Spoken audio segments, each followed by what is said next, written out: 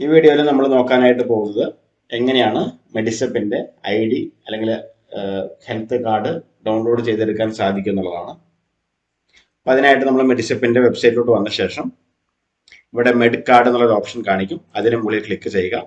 ഇവിടെ നമ്മൾ account type എന്നുള്ള ബെനിഫിഷ്യറി തന്നെയായിരിക്കും നിലവിലുണ്ടാവുക. നമ്മൾ മാറ്റമൊന്നും വരുത്തിക്കേണ്ട ആവശ്യമില്ല. ബെനിഫിഷ്യറി തന്നെ കൊടുക്കാം. മെഡിസെപ്പ് ID എന്നുള്ള ഭാഗത്ത് അവരുടെ മെഡിസെപ്പ് ID നമ്മൾ കൊടുക്കുക.